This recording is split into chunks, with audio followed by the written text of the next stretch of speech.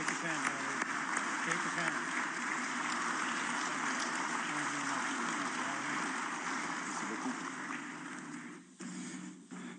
Thank you, Harold. Miigwech Kwe. It is a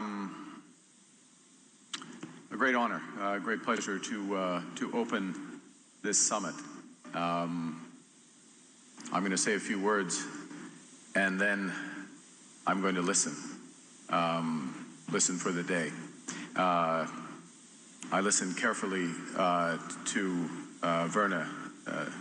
Thank you for starting the meeting in a good way, and the emphasis on listening. Ishko Day. We are here to listen, and we are starting as we mean to go forward by listening, engaging, working together. And thank you, Grand Chief, for being here with us. I know that many of you, virtually all of you, have traveled very long distances to be here. And I welcome all the rights holders, the nations, the treaty and non-treaty territories represented here this morning, as well as those of you who are joining us virtually. And I would like to take a moment to acknowledge the many First Nations that have been impacted by the devastating wildfires. I would also like to, if I may, if you'll indulge me, to compliment my colleagues, Ministers Chartrand, Alte, Golmasti, Minister Olszewski, who've worked tirelessly to help provide and work with First Nations to combat these fires and protect our people. There are multiple leaders who could not be here today due to the fires. But my commitment, our commitment, is to make sure that they are engaged and included in the conversations as we move forward. We'll also be launching a regional dialogue and a consultation process that will provide further opportunity for input and feedback. So, today is about the future of our economies, or our economies, and how we weave them together so that they're stronger together. How we can build a new economy together. An economy that moves from reliance to resilience. We have too much reliance on a certain foreign market. We have too much reliance on certain commodities. We can build resilience, but we can only build resilience together. We have to move from division to unity and move from operating in silos into partnerships. Now, in that discussion, we will, of course, discuss, as some of you did yesterday, the One Canadian Economy Act, and particularly the Building Canada Act, what it means, how we bring it to life in the right way. And I think that's the first point I really want to emphasize, is that this act is only a way of starting a conversation and starting a process. And we define that process going forward. But what it could do is enable Canada to build big things that will connect and transform our national economy.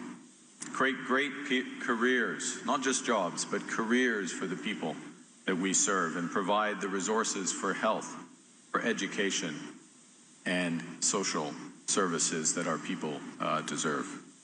It's about giving ourselves more than any foreign government can ever take away. It's about controlling our economic destiny together. With this legislation, the word nation carries more than one meaning. Building Canada projects, national projects in the national interest, will build our national economy through Indigenous equity and full participation, equity participation and resource management. Projects built with Indigenous partners, with Indigenous communities.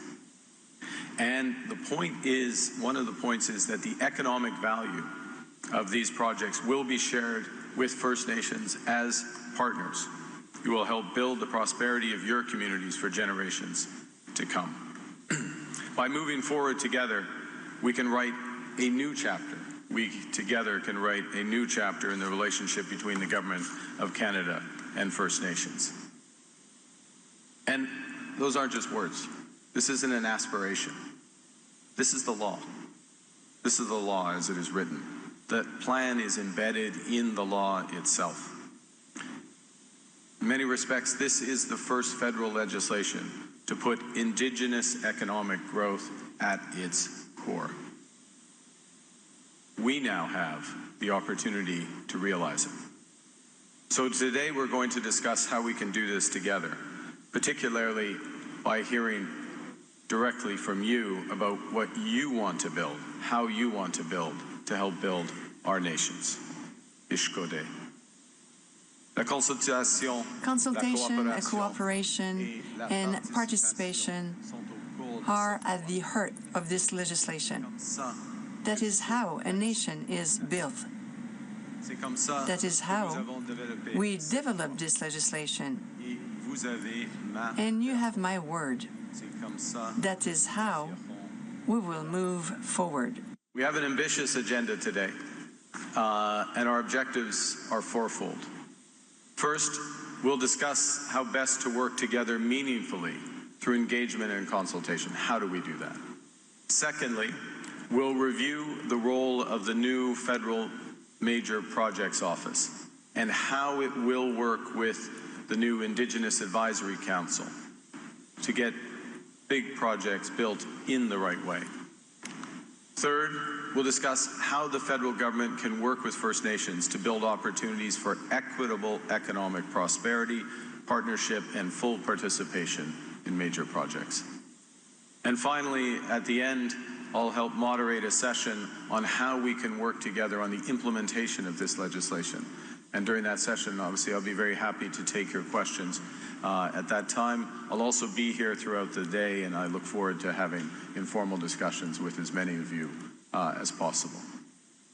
The conversations today are about hearing from you as participants in building First Nations communities as we together build our nation. And we fully recognize there's many diverse perspectives, which is exactly why we've assembled this group. And thank you again for coming physically and virtually and in spirit. To further that outreach, next week I will meet with the Inuit Crown Partnership Committee and soon thereafter with Métis leadership to continue these conversations. But before I cede the floor, I just want to spend a few more moments on how we would like to move forward. I'm going to start again on how we intend to go on. Respecting the rights of Indigenous peoples is a fundamental purpose of the Building Canada Act. The Act requires meaningful consultation with Indigenous peoples, both in the process of determining which projects are in our collective interests and in the development of the conditions for those projects going forward. This is a legal requirement in the Act, which honors Section 35 of our Constitution and the duty to consult. It upholds the government's commitment to implement the UN Declaration of the Rights of Indigenous Peoples, including free, prior, and informed consent. To help put this into action, the new Major Federal Projects Office will have that Indigenous Advisory Council to advise on the implementation of this bill and to ensure that Indigenous perspectives are fully integrated at each stage of the process. That council will be comprised of First Nations, Inuit, Métis, modern treaty and self-government representatives. We'll talk more about the structure and the operation of that council later today. Now, being a reliable partner to Indigenous peoples goes beyond upholding the duty to consult. It goes to creating and enabling the creation of long-term wealth and prosperity for Indigenous peoples through full equity ownership of projects.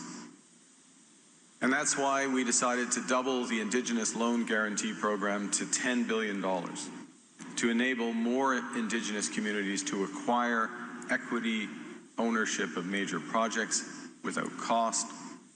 We've substantially broadened the types of projects that are eligible for this through this type of financing, from not just natural resource projects, of course those exist, projects in the energy sector, in electricity generation, in environmental technologies such as carbon capture, in critical minerals, in port infrastructure, in transportation infrastructure, and well beyond. All the major projects that we're looking to build as a country. We're also dedicating $40 million to new funding to support First Nations, Inuit, and Métis participation in this process. Money that will help build capacity for negotiations, to help with project selection and development. And we'd like to have your direct feedback on the parameters for this funding to ensure that it's most effectively used. The Building Canada Act defines projects in the national interest as those which meet 5 criteria: strengthening Canada's autonomy, our resilience, our security; providing other economic benefits to Canada; having a high likelihood of being successfully executed; contributing to clean development and our environmental objectives; and advancing the interests of Indigenous peoples. Examples of those projects could include highways, railways, ports, new energy, and trade corridors. Key point: there is no list of those projects yet. There's ideas out there. Projects will be proposed by many stakeholders. The provinces have ideas. There will be ideas from the private sectors, and there will be ideas directly from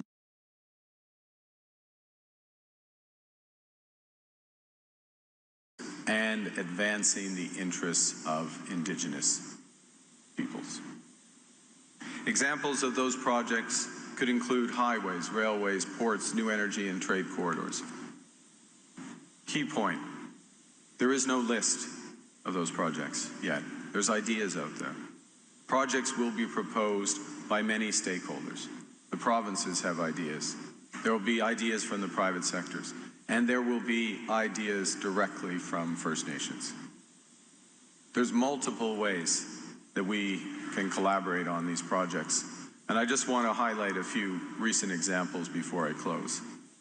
We look at Cedar LNG, which is a new floating liquefied natural gas processing facility and export terminal in British Columbia. It's a partnership between a private company, Pembina Pipeline, and the Haisla Nation. The Haisla Nation, wanted this project built, and the federal government worked with the Haisla Nation to provide the financing so there was equity ownership. It's a project that's a gold standard for infrastructure projects in Canada, creating over 400 jobs, generating over $275 million in GDP during the construction, and an additional $85 million year in and year out annually thereafter. Much of that will go directly to the community. It'll be powered by clean energy and produce ultra-low carbon liquefied natural gas. It'll diversify our trading relationships into Asia, strengthen our economy here at home. So it's the type of projects that's transformative, that has the partnership, and it's an example on which we can build. It'll help change the lives of the workers, not just the workers on the project, but the community members for generations, because of that flow of future income that goes directly to the community. Because of projects and opportunities like this, because of the prosperity they create, whether it's Cedar LNG, the Enbridge West Coast natural gas pipeline, or the partnerships between Hydro-Quebec and the Gananoque Mohawk, that those projects will create. There are children who will grow up with a greater sense of security and prosperity and possibility. There'll be more resources for First Nations to determine how to use them, whether in community centers, in health, in schools, and beyond. And there'll be a foundation on which our people can build good, fulfilling lives. Really, in the end, what this is about, yes, selecting, building, and building in the right way major projects, but it's about building our country strong, building our nation strong, to empower our people with opportunity, with security and prosperity. And that's what we can build together. Alors, les conversations aujourd'hui Today's seront conversation essentielles. will be essential to achieving this. Merci Thank you all d'être présents. for being here. Thank you for your participation and for your candor. In partnership with Indigenous peoples, we will build great things here in Canada. Canada's new government is committed to working together so we can build Canada together for everyone's.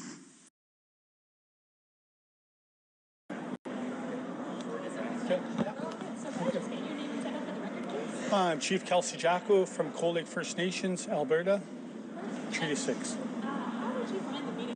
Just get your name and set up for the record, please. I'm Chief Kelsey Jacko from Cold Lake First Nations, Alberta, Treaty 6. How did you find the meetings today? I kind of found it fairly frustrating. You know, it's hard. I battled this to get speaking time. You know, I think a lot of chiefs should be heard, and there's not enough time. You know, we got a lot of frustrated chiefs here that wanted to get time on the mic, but, you know, they're cut short, and the agenda kept on changing, so it's very frustrating, you know. We heard some Alberta area chiefs describing it as political theater. They thought today was a bit more about optics than actual substance. What was your take on that? It's frustrating. I don't know what really I got out of this meeting. I just got promised the Prime Minister is going to come to my territory, so the true reconciliation, hopefully he comes. You know, when he talked to nation, no organization speaks for me, so I'm glad he's going to come to my territory and meet my people and talk about this big carbon sequestration project that's happening, Pathways. It's unproven science, you know, and there's no money behind it. And how's that fair, you know? We don't get no money from the royalties and the oil sands. We deal with a premier. She's not open for revenue shares. There needs to be changes to the Municipalities Act. Our people are suffering out there, and it's all time. We shouldn't be overlooked. The time is now. So with true reconciliation, I would like to see reconciliation, because we can talk all day. You know. Well, I guess it was worth my time, you know. Getting a promise that the Prime Minister is going to come to my territory, so I guess it was worth it. When you talk about not getting royalties for projects that exist now, I know part of the pledge from the government right now, the federal government, is that you will get economic benefits from these nation-building projects. Are you optimistic that you'll actually get jobs or some sort of economic returns? Well, it's kind of hard because this carbon sequestration, there's no money involved. There's no equity, right? And unless we're part of the ones that the levy that controls the carbon credits or whatever, you know. So in some projects it'd be good, but a lot of people will be left out, right? Because a lot of nations don't have the capacity of others. So I'm hoping they're not left behind. I understand you talked a lot about like non-resource projects, things like roads and bridges, highways. Does that give you any hope for you know, that you can be connected and you know, I don't know, that it could help boost economic development even if it's not like a direct project? Well, it'll be good. You know, we're in a housing crisis. We've been in a housing crisis over 100 years, you know. A lot of people are suffering on the streets with addictions and everything, but that's not right. No, we shouldn't be overlooked. With royalties that are leaving the province, $72 trillion, and we don't get a penny of it, you know. With even the $8 billion overhaul that Alberta had, like even if we had a percentage, we could do a lot more for housing. You know, Synovus has an initiative, housing initiatives. Hopefully we're going to revisit it. You know, they're supporting the housing for us, but, you know, it's going to end. So hopefully we can still work on it. But a lot of other industry players can learn from them. And I think the federal government at this point said that they would prioritize projects that are backed by First Nations. But do you think that they are serious about getting sort of unanimous consent from every First Nation that would be affected by these projects? Oh, no. You know, it's kind of hard. You know, we talk about procurement opportunities. They're lacking. Alberta, they don't even have a procurement strategy, right? Like some of these projects, we could be the prime of it, but, you know, we just left scrap work and whatnot. But it's very frustrating. But, you know, when we have projects and people are left out, it's frustrating. But if you see the people, the benefit with it, with royalties or however it will work out, if people see real benefit, not just administration, the band office, you know, there's enough money to go around. You can do away with welfare. Well, it's up and downs. You know, you have nations that support projects or whatnot, but you have nations that are fighting about it. You know, it's some projects here in Ontario are going to be fighting. You know, 9 of them. Right, so, but it's frustrating. You know, when you have a project in my backyard with unproven science. You know, and when an emergency happens, is my people going to be safe? You know, are they ready for it? They don't even have an emergency response plan. They're just dependent on Mother Earth and all the cumulative effects that happen to Mother Earth. It's frustrating. And if a project is deemed national interest, certain acts can be ignored. You know, like the Species at Risk Act. You know, I'm a caribou people, my people. You know, can you put a cost behind it if the caribou is going to leave, like disappear? I don't think so. All my questions for you, so thank you for your time. Okay, thank you.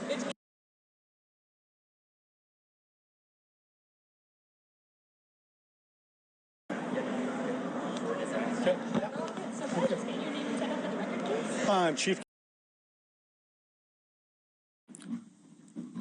Bonjour à tous. Good afternoon. I am Boris Pro, reporter for Le Devoir, and I'll be moderating this press conference today. We have on the stage Senator Paul Pagey Prosper, also on the stage various chiefs representing the majority of Treaty 6 and 8, what is now known as Alberta. There are quite a few of you, so if you don't mind, chiefs, I will kindly ask you to introduce yourself before delivering your introductory remarks, after which I will hand it over to reporters in the room and then on Zoom. So if you're attending on Zoom, you can use the raise hand function at this time, and I'll hand it over to you after or during the question period. Si vous êtes sur Zoom, vous pouvez utiliser la fonction lever la main et je vous donnerai la parole après cette brève séance de remarques et de questions des journalistes. On that, Senator, you have the floor.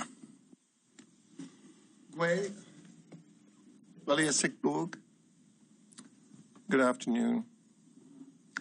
I am honored to be here on this host territory of the Algonquin and Anishinaabe people, and to be joined by my brothers and sister from Treaty 6 and Treaty 8 territories.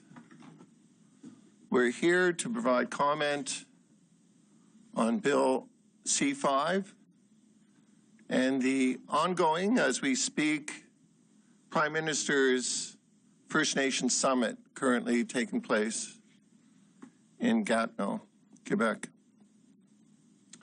I haven't personally attended this gathering, but I have spoke to various leadership. What I have been hearing from that First Nations leadership is not positive. It is not, according to their words, consultation. It's not even engagement. So this press conference is to share with you a perspective from First Nations leadership, rights holders, people who represent the grassroots and communities across this country, and for you to hear their perspective on what has taken place here in Ottawa. So with that, I hand it over to leadership. I am Chief Gary Lehman from Beaver Lake Cree Nation in Treaty 6 territory. Will we be introducing ourselves? You go. Okay. We are here as sovereign treaty nations, not stakeholders, not lobbyists. Our treaties are not symbolic. They are living, binding agreements between nations. Bill C-5, the so-called One Canadian Economy Act, was rammed through Parliament without our free, prior, and informed consent. That is a violation of constitutional and international law. We stand here today on the strength of our ancestors as sovereign treaty nations with responsibilities rooted in sacred agreements with the Crown. I speak today not only as a chief, but as a treaty holder, entrusted with upholding our responsibilities to the land, our people, and the sacred treaty relationship. I'm also here to speak for the unborn, the water and the lands that we have a sacred relationship to ensure we speak for them. Our treaties are not symbolic. They are foundational constitutional agreements. We did not cede our lands nor our authority to govern ourselves. We are here to make it clear. We oppose the so-called First Nations Summit with Prime Minister Carney regarding Bill C-5, the One Canadian Economy Act. This summit does not reflect proper treaty-based engagement, nor does it uphold the honor of the Crown. One, needing to reiterate that we are here for the purpose of our children, for the purpose of our families, the purpose of our determining our, a future for the unborn. Just a few things I wanted to reiterate, one of them being the challenges that led to coming to this summit and the way it was organized. The meeting was organized last minute. The meeting, it also had no meaningful consultation with any of the treaty chiefs across the nation. We were not invited through appropriate protocols.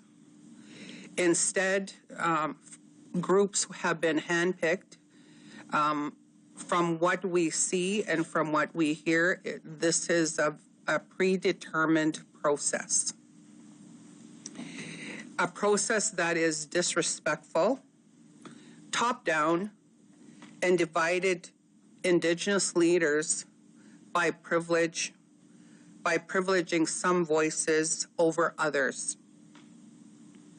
This summit is a political theater, last-minute invitations, last-minute agendas. No advisors have been allowed. And in closing my remarks, I just want to say that the chiefs across this table have communicated, have had continuous dialogue to ensure that our voices are heard, our children's future is protected, and that we continue to protect our inherent treaty rights. Thank you. Good afternoon. My name is Chief Vernon Watchmaker from Kihiwin Cree Nation in Alberta, Treaty 6. I'm glad to be here today. I want to give an acknowledgement to Senator Prosper for providing us the time to, express our concerns and being there as lending his time the way, people that are here in Ottawa, the MPs, to have the time for us to properly listen to our concerns the way it should be. I just want to bring up some concerns regarding C-5, the One Canadian Economy Act. This bill claims to include First Nations in a unified economy, but in reality, it undermines treaty and inherent rights by assimilating us into a system we did not create or consent to. It also centralizes economic decision-making in Ottawa while sidelining treaty nations' jurisdictions and economies. The legislation frames us as stakeholders rather than sovereign partners. This is unacceptable. Bill C-5 centralizes power in Ottawa, lets cabinet override environmental laws, and ignores treaty and inherent rights. That is not modernization. It is colonization in 2025. As well, removing the Indian Act from Schedule 2 does not fix this bill. FPIC is still absent, environmental protections remain vulnerable, and Canada can still override our jurisdiction under the guise of national interest. This legislation creates regulatory chaos. It will lead to more court battles, not fewer. It will scare away investors because it strips away legal certainty. As well, the danger of legitimizing a flawed process, as we are currently in, participating in this summit would lend legitimacy to an illegitimate process. The Crown is attempting to fast-track policy that impacts us without our free, prior, and informed consent. That is built into the treaty-making process and under international law. A few invited voices do not speak for the treaty relationship or the diverse nations across Turtle Island. Thank you. My name is Sheldon Sunshine. I'm chief of the Sturgeon Lake Cree Nation. I'd like to acknowledge that we're on Algonquin unceded territory. Again, also I'd like to thank Senator Prosper for organizing this event and allowing us an opportunity to speak to some of our challenges. I'd like to speak to some critiques of the Indigenous Advisory Council. I'd like to raise deep concerns about the Advisory Council and how it was created, how it functions, how it is being used to undermine the authority and the voice of treaty nations. The Indigenous Advisory Council is being formed without the free, prior, and informed consent of treaty nations. It is not mandated by our people and its members, or nor it represent our treaty governments and traditional governance systems. The Advisory Council will be used by the federal government to manufacture consent on legislation and policies that affect all Indigenous people, including treaty nations. Government officials point to the Advisory Council to claim that Indigenous leaders support legislation like Bill C-5, but this is misleading and dangerous. A small group of hand-selected advisors cannot speak on behalf of hundreds of distinct nations with sovereign governance structures. The Advisory Council is not grounded in treaty relationship. It's a colonial construct created by the federal government to advise Crown ministers, not to assert nation-to-nation or treaty-to-Crown dialogue. Its existence and operation undercut our treaty rights by placing our futures in the hands of an unelected body that reports to the Prime Minister's office, not to our people. It is used to divide and dilute the Indigenous voices, creating the appearance of inclusion while excluding those who assert their inherent and treaty-based jurisdictions. It creates internal tensions, pitting Indigenous people against one another in a government-defined framework. We call for a respectful nation-to-nation dialogue. We remind Canada that our treaties are sacred covenants, not bureaucratic checkboxes. Our treaties are about sharing, not surrender. We did not cede the land. Our sovereignty cannot be legislated away by Canada.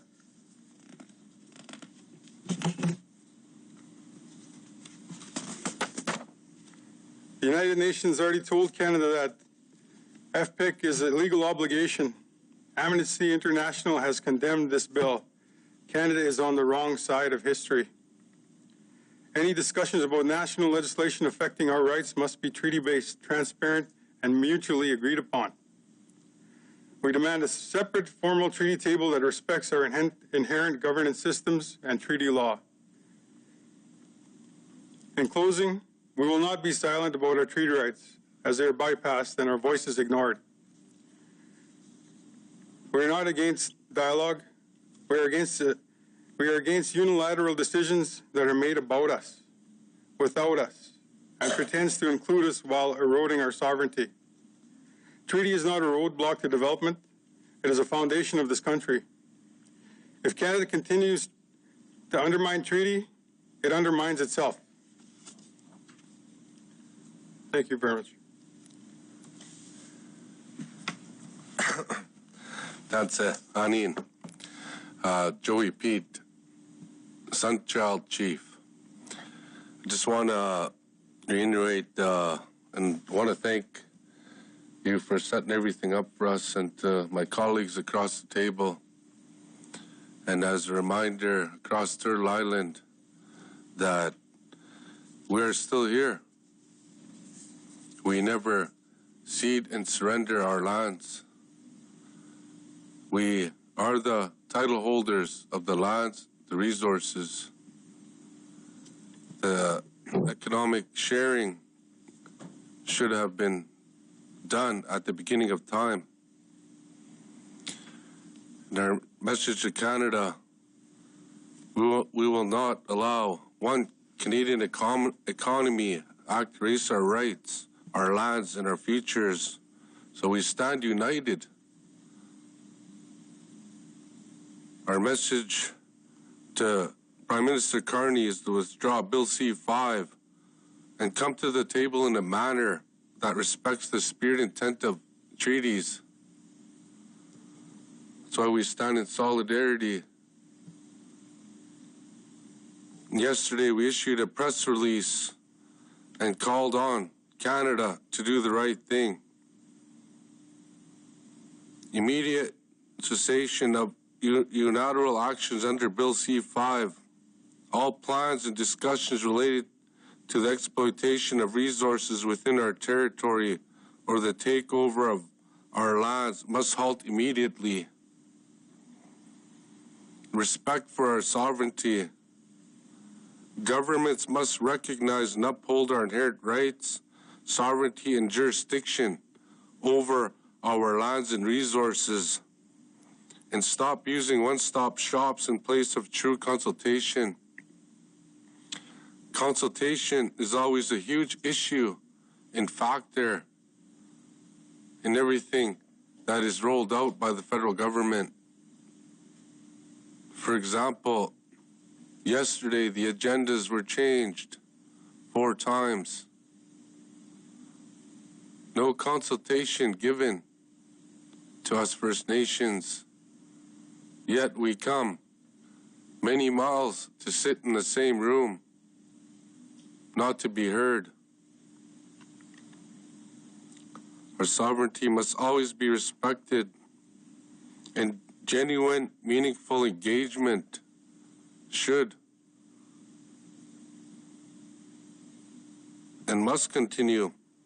And all future discussions impacting our territories must involve our nations directly. Canada should go to First Nations individually, not to organizations,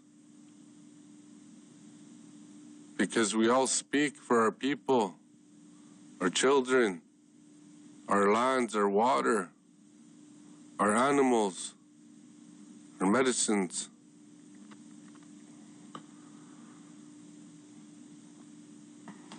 International standards are not up to par with our standards, but yet we continually be overlooked and walked all over. Where's the reconciliation in all of this? Look what happened after the king left. 10 days later, Bill C-5. Where's the consultation to our people, to treaty? Our people are already suffering. Meanwhile, there's lack of consultation everywhere. Each and every day we are not consulted. We want engagement. We're not trying to halt engagement, but we need to work with a unified front with all First Nations, especially Treaty 6. We need to continue to remember we are the land. Without us, what is Canada? What is treaty without us?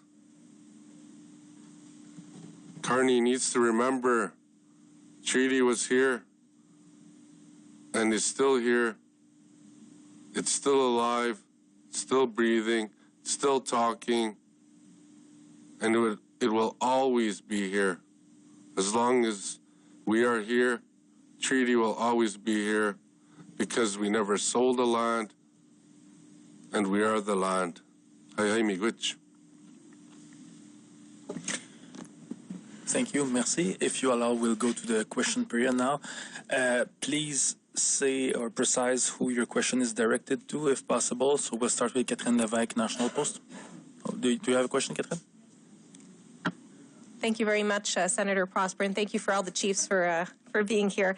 My questions would actually be directed to, any chiefs who were actually in the meeting. I just wanted to get your impressions from the meeting with the Prime Minister, and, do you feel that the Prime Minister actually listened to the concerns? He was here. I'll answer. Thank you for that question. Yeah, I think, I hope that the Prime Minister listened. There was some passionate discussion going on, especially when Ovid Mercury spoke. That is a feeling of most First Nations all across this territory. And, some of those discussions that have to have within government officials to help them understand the challenges that we face. And as we see this summit, as they call it, put together, and the ongoing changes to the agenda and all of those things, it really leaves a sour taste in my mouth. We've come here. We come here with good intentions, come here in good spirits, hopeful, but moderately reduced expectations. And we're going to leave with even further reduced expectations.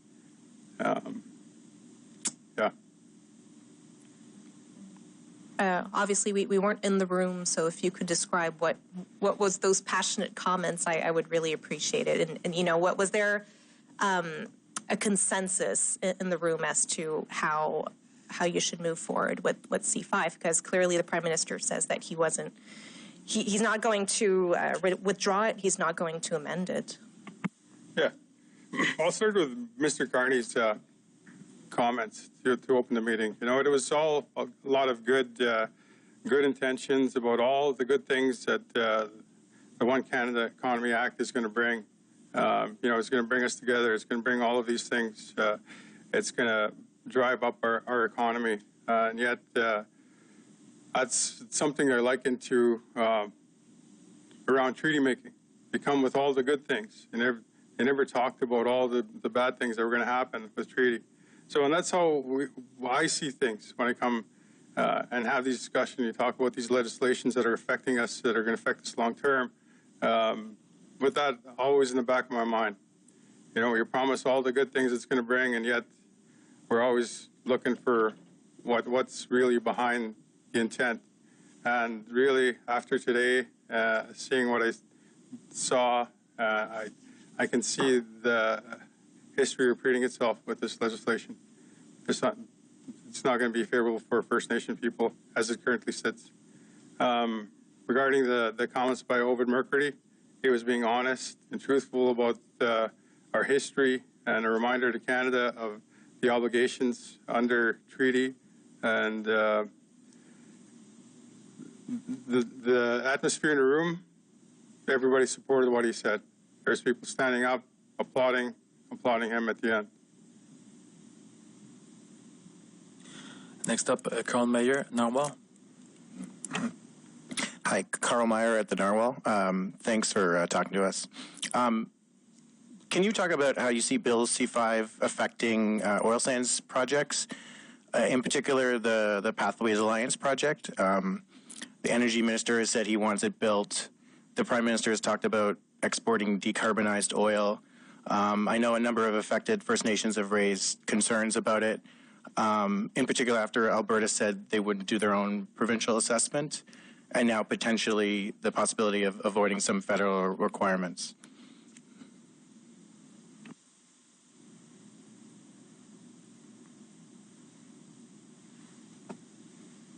I'll speak to that if no one's got it.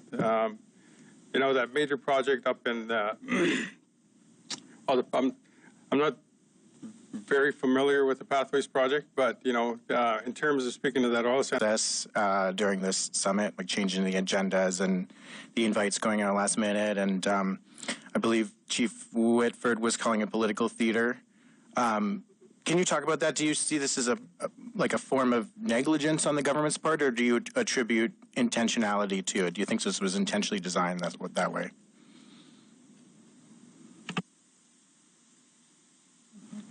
Sure. I know you mentioned Chief Whitford, but I can.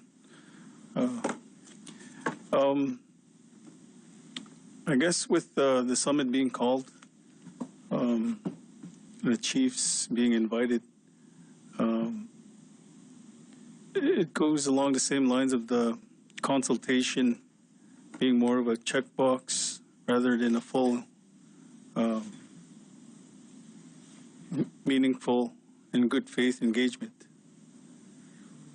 I guess the other thing that wasn't or was mentioned in the room by numerous chiefs, including Grand Chief McCurdy, was the NRTA.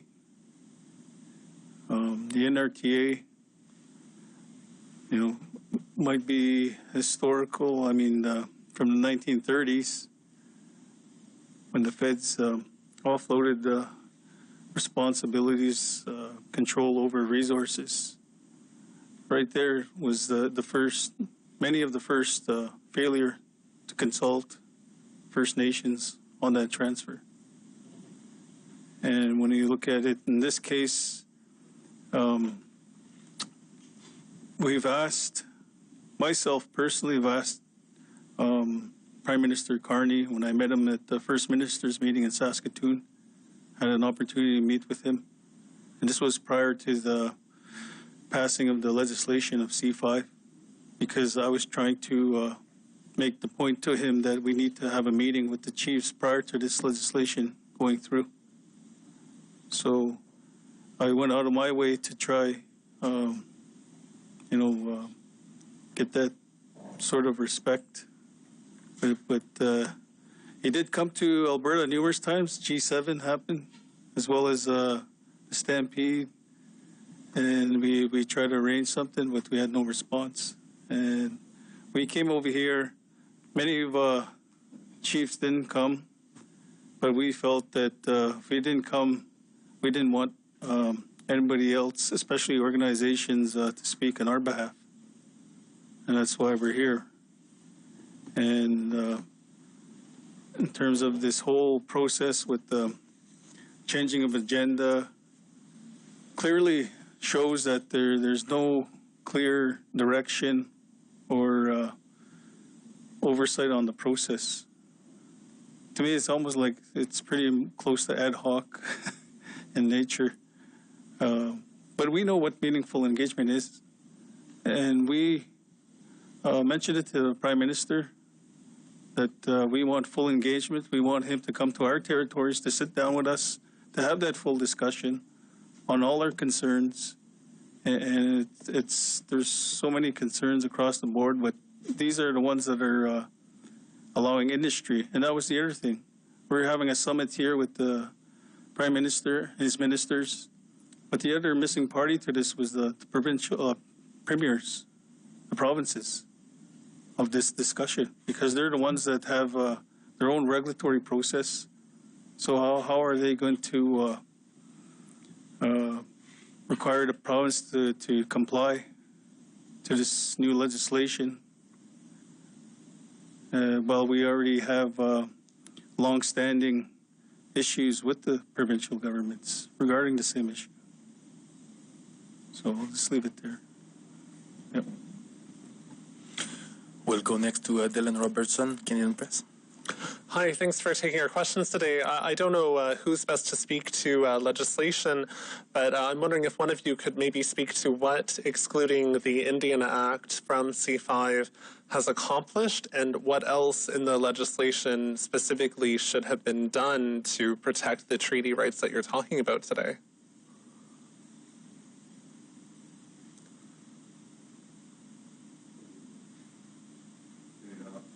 Well, everything boils down to consultation, right? And the duty to consult. And the federal government, the Crown, especially the feds, they have a duty to consult all First Nations on everything. And that's a direct treaty infringement on the behalf of Canada for not consulting us on anything that's being done. A lot of the rollout by the feds, provinces, are what they want. We never gave up anything. Like Chief Watchmaker said, 1931 NRTA, no duty to consult. Direct treaty infringement, they took our resources. We agreed to a depth of a plow. They took everything. Direct treaty violation. There's so much wrong. They can never fix anything that they do. Just continue to make wrongs. Meanwhile, there's no reconciliation being done whatsoever for First Nations. Only mandates by the federal government. The relationship from the Crown to Canada to First Nations, where is it? But yet we sit here and the federal government tries to dictate treaty as it's already written. It cannot be changed. It's written. They cannot break it. Consultation is a huge piece. Look at what happened yesterday. We weren't even consulted about the whole agenda rollout, but yet we came all this way, hoping to have time for our concerns, for our regions, our territories back home, for our people. But yet, we were all overlooked. And it's impacting us very bad. Yes, it's good to revenue share, but how do we share revenue from resources that were stolen, that were taken from us illegally, when these resources were all ours to begin with? Our people should be striving. Meanwhile, we have trillions of dollars sitting in the Indian money trust account here in Ottawa. Treaty and the land base, settlements. You know, we never sold the land. If they could prove we sold the land, and they can't impose any laws on us, regardless of what Carney does. He's not the Crown. He cannot override treaty. He cannot impose any laws on us. We have our own sovereign laws. We are sovereign nations. We have inherent rights. And we lead with our sovereignty from each of our nations. Canada does not supersede treaty. Treaty is with the Crown, not Canada. Canada's supposed to honor it. Where's the honor in it, and where's the reconciliation? There is none. Just mandates and more bills coming each and every day. Meanwhile, our people continue to suffer and starve. Lack of education, funding, lack of all kind of resources. Meanwhile, we're building more buildings here in Ottawa that are worth billions of dollars. Where does the money come from for there? Meanwhile, we have trillions sitting in the trust account. It's our money. It's our land. It's all our resources. We're having lawyers now, doctors, police. Our people are getting educated, and we're fighting back. We can't allow Canada to continue to push us around. That's why we're here. There's many of us, more than ever before. And we will stand tall. We will gather together if we have to stop this. And we will enforce treaty if they won't.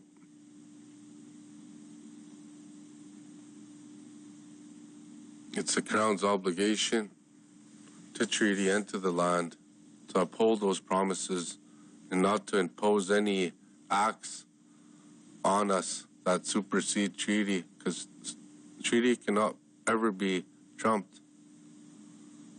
It is written. Right from 1763, 1764, each treaty region signed at a specific time. And those promises were made and should be upheld with anything. And no law should ever supersede any nation, because we already have our own laws. They were written in treaty, especially with the spirit intent of treaty and the connection to the land that we do have. And all the Crown land should come back to us, because that's another treaty violation. Everything's gated up by industry. How do we do what we need to do when there's gates on Crown lands, our lands? We never sold the lands, like I said many times.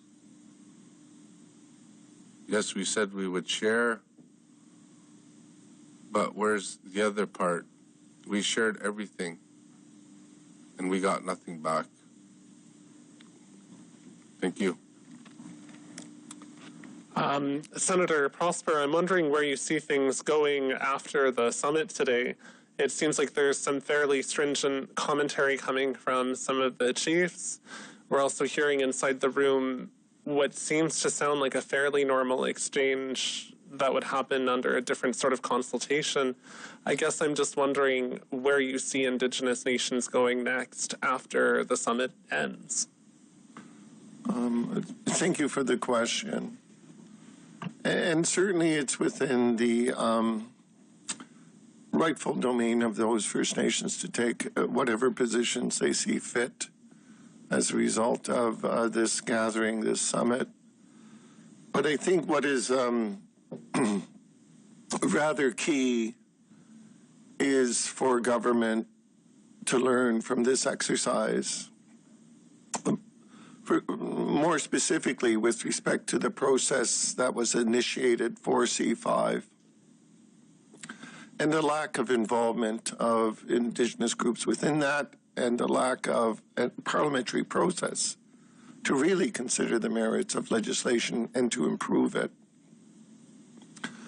I think this provides an opportunity for the Carney government to improve the relationship with Indigenous groups, with First Nation groups, with leadership, hopefully this isn't a one and done approach that prevents further constructive dialogue to take place. There's a necessary element of rebuilding trust with First Nation groups and with First Nation leadership.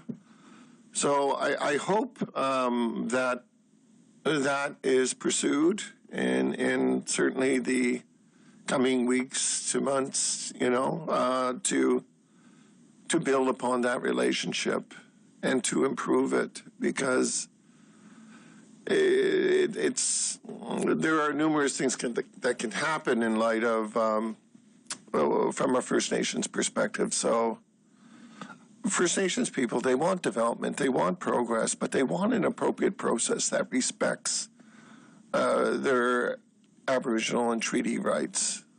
So thank you for that. Thank you. Mark Ramsey, Toronto Star. Hi, thank you for taking our questions. Mark Ramsey of the Toronto Star. On a slightly different topic, as I'm sure you're aware, the federal government is looking at making cuts to the federal budget. It's looking at around $25 billion over the next 3 years. And from what we know so far, Indigenous services are not exempt from that. There's a new report today that from the Canadian Centre for Policy Alternatives that suggests $1 in $5 in those cuts could come at the expense of transfers to First Nations and other Indigenous governments for services. I'm just wondering what your reaction to that is, any of you, especially given this current context that we're here today for. Comment on that. So we've done some, going back again, it's Chief Phyllis Whitford. Just a quick comment. We've done some research going back several years. So there's a lot of misinformation that goes out to Canadians. In our struggles developing and maintaining relationships with the rest of Canada, part of that is the sensationalism that First Nation people get all the funding, they get all the taxpayers' dollars, and I wanted to set the record where the funding that comes from Ottawa that gets dispersed into First Nation communities across the country, where you're given a certain amount of money. 40% of that money, we're estimating, 40% of that money goes to ISC staff, the infrastructure, the buildings. And then it goes to regions, to provinces. By the time it reaches my First Nation, it's like a tiny bit, a fraction of what has been sensationalized in social media, and that's the truth. I'll give you an example. There was a lot of funding that looked like there was a lot of funding that was given to First Nation schools. I, for one, saw by the time it got trickled down the scope, our school got crumbs. They literally I'm just guessing. So they gave our region $2.5 million. By the time it reached our school, we got $60,000. So when you do the math, and I think that's that piece where I, for one, Canadians are misinformed. They are given information that is so far from the truth. We are that reality, and one of the biggest thing is funding that that is out there. Because there's miscommunication or they're misinformed, I believe that it perpetuates racism. It perpetuates discrimination. It perpetuates assumptions of First Nation people. And I think that we need to get better at talking about the truths, being honest, giving out what is, what is there. I, for one, am a truth speaker, and I believe that the relationship is predetermined. I heard one of our chiefs said, we come here in honesty, we come here with good intentions, and we will continue to do so. We have to continue to fight for our children and for their futures. Thank you. Just to kind of add on to that, she was talking about the trickle-down effect. Mm-hmm. And to talk about further cuts to our nations, we manage poverty as leaders of our nations. And to hear that we're going to be getting more cuts to our programs it's devastating. We are supposed to be sharing resources. We are supposed to be. That's the spirit and intent of treaty, is to share. And as this continues, there's less and less sharing of the land, the revenues, and that should not be. One of my colleagues said we should be the Saudis of Canada, and I recall there was a person who lived in Saudi Arabia said, yeah, they should be. And we come here and we're talking about free, prior, and informed consent, consultation. That was missed with C-5. Do we want to see First Nations in Canada prosper? Absolutely. Absolutely we do.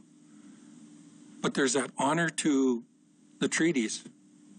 The treaties are alive. When they lit the pipe, I'm going to talk about Treaty 6 here. When they lit the pipe, when they raised the pipe in 1876 in Fort Carleton and in Fort Pitt, it gave life to that treaty, just like the other treaties as well. That's why we sit here today, and we're talking about respecting treaties, honoring treaties. And yes, the government should be getting this right and be honorable towards the treaties. Treaty First Nations shouldn't be managing poverty year to year and it getting worse. Thank you. Thank you both. Just back on the topic, maybe for Chief Sunshine and anyone else who was at the meeting today, at the summit today, I'm wondering, are you planning to go back, or are you kind of boycotting the rest of the summit? And do you feel that the AFN and other First Nations should have rejected the invitation to the summit because it's not a real consultation, as you guys say? What's your thoughts on that? Again, I'll go back to I come here in good faith. And that's what our people have been doing since contact.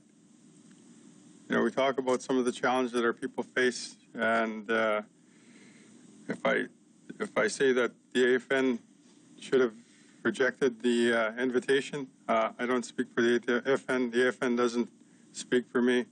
And you want to talk about all the cutbacks? Well, there's one right there that they could save a lot of money on. There's challenges within that dynamic between the AFN and the Liberal government that we've seen over the last several years. There's times where it's hard to see where the Liberal government stopped and the AFN started, and some of our challenges that we're going through are contributing to that.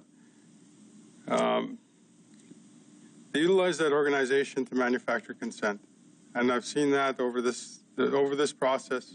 AFN setting up meetings for chiefs, forums for chiefs to talk about these types of things, so that for their own purposes. And yet, First Nations are sovereign, like my colleague said. We're sovereign nations. When we got the invitation from the Privy Council, it went to our PTO, our Treaty 8 Grand Chief, and then filtered down to us. That tells me that they're not too serious about engaging with nation-to-nation people, sovereign nations. Talking about the poverty in our nations, we live in crisis in almost every aspect of our being on reserve.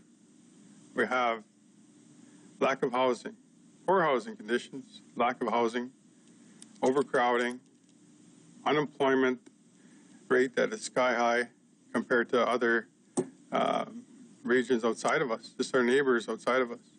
The opioid crisis they talk about. There was a report out of Alberta Health Services here last year where we're 19 years less likely to live than the average Albertan. And they attributed that to opioids. But it's not just opioids. It's poverty. Why do people get into addictions? They're trying to escape something. They're trying to escape their everyday life and the struggles that they have on First Nation. And that is us. We live in second-class conditions, and we're talking about opportunity, equity partnerships. That is not accommodation. I ask, who are the first people here? Whose country is this? Are we Canadian? That's the conversation that we need to have. Those are the relationships that we need to mend, and those are the conversations that we have to have with the Prime Minister on what is that treaty relationship the way we understood. We never gave this land away. We never ceded our standard. We never sold it. We were not conquered people, and that's a misconception. Those resources that they talk about out of Alberta region, where they're talking about trillion cubic feet of gas that they're going to allocate to an AI data center, whose resources are those? When you really break it down, like I said, there's no document that says Alberta owns that land. There's an NRTA that has to be discussed. And, the chiefs all across Alberta region and Manitoba, Saskatchewan, all across Canada, we really need to have those serious conversations. Thank you. We'll go to Peter Maziriou, please. Hill Times. Chief Sunshine, I believe you mentioned a while ago you wanted a separate formal treaty table. Could you just describe what exactly that would look like and what it might accomplish? Again, it's going back to the understanding of treaty.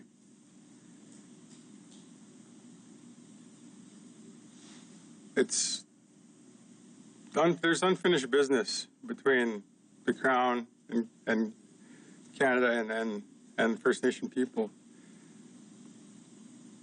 When we signed treaty, there was never no discussion about cede or surrender. Yet it's there in bold writing. The only bold text in Treaty 8 was cede or surrender. And yet that discussion never happened at the time. Our ancestors passed on to us. Like I said, they tell us all the good things the treaty was going to give us. It was going to give us health care. It was going to give us education. It was going to give us all these things. And yet, in the treaty text, it doesn't say that. So, history favors the people documenting it. And of course, who documented it. So those are the discussions that we need to have. They have to understand where we're coming from.